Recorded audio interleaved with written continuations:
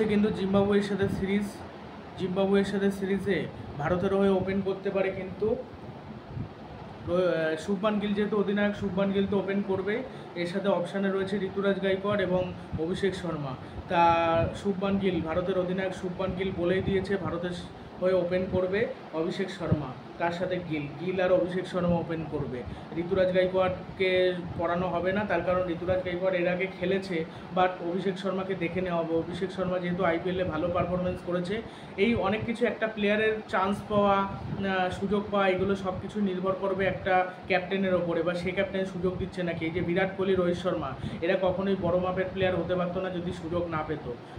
মানে অন্য প্লেয়ারও হয়তো আরও বড় মাপের প্লেয়ার হতে পারতো, বা ভালো খেলতে পারতো, বা তাদের মতনই ভালো প্লেয়ার হতে পারতো।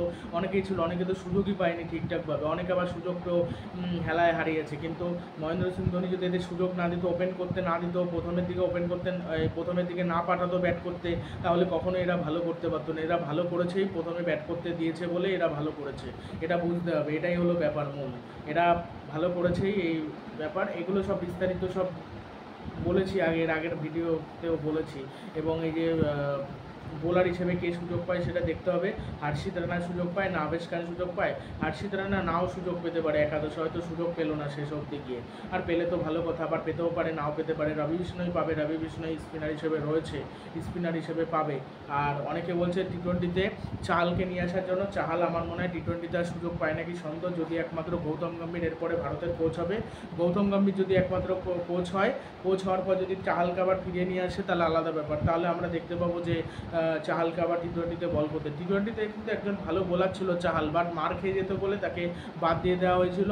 রোহিত শর্মা হয়তো চাহালকে পছন্দ করতো না, একটা ক্যাপ্টেনেরও ব্যক্তিগত পছন্দ থাকে যে এই স্পিনারকে আমি পছন্দ করি।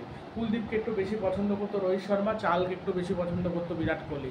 এই জন্য বিরাট কোহলি যখন অধিনায়ক ছিল তখন চাহাল সুযোগ পেত বেশি, কুলদীপ কম পেত। কুলদীপ খারাপ ফর্মে থাকলো তখন সুযোগ পেত না।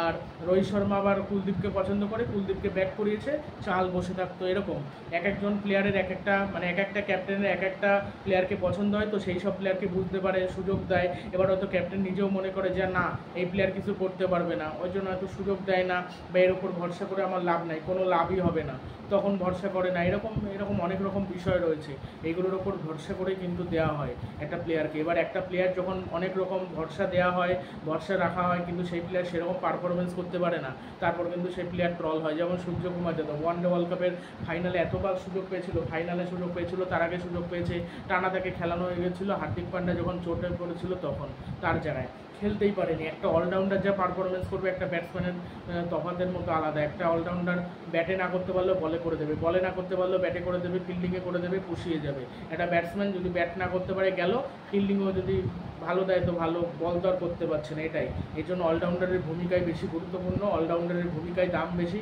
এই জন্য আইপিএলে সবসময় ব্যাটসম্যান বা বোলারদের থেকে অলরাউন্ডারদের দাম ওঠে। যেমন স্যাম কারান, ক্যামেরন গ্রিন, আর কে রয়েছে, আর মিচেল স্টার শুধু একমাত্র বোলারের দাম উঠে গেছিলো। মিচেল স্টার, প্যাট কামিন্স অলরাউন্ডারের মতনই ভালো ব্যাটিংটা করতে পারে। মিচেল স্টার ব্যাটটা পারে না, বাট বোলিংটা খুব ভালো করে। তার দাম 24 কোটি 75 লাখ উঠেছিল ঠিকই, আর ওরকম দাম উঠবে না। এবার যদি 120, 10 কোটিও নিয়ে হাতে বসে, তাও খুব বড় জোর হলে 15-16 কোটি উঠবে একটা প্লেয়ারের দাম হাইয়েস্ট। তার বেশি আমার উঠবে বলে আমার মনে হয় না, খুব বেশি যায় না। মেগা নিলামে দল তৈরি করতে হয়, মেগা নিলামে খুব একটা হয় না দাম। এই শুভমান গিলকেও তো কম টাকায় কিনেছিল, 1 কোটি কত টাকা দিয়ে যেন কিনেছিল। তিলক বর্মাকে আবার 3 কোটি 80 লক্ষ টাকা দিয়ে কিনেছিল মুম্বাই ইন্ডিয়ান্স। কিছু প্লেয়ার যারা খেলে ভালো, মানে ঘরোয়া ক্রিকেটে ভালো খেলে, তাদেরকে আবার কেনে, অনেক দাম দিয়ে কেনে তাদেরকে আবার। সেমি রিজভি ফ্লপ খেয়েছে, দাম 8 কোটি টাকা, খেলতেই পারে, ছেড়ে দেবে মনে হচ্ছে, ওই আইপিএলের আগেই ছেড়ে দেবে, অত কোটি টাকা দিয়ে ছেড়ে দেবে, ফালতু রেখে লাভ নেই।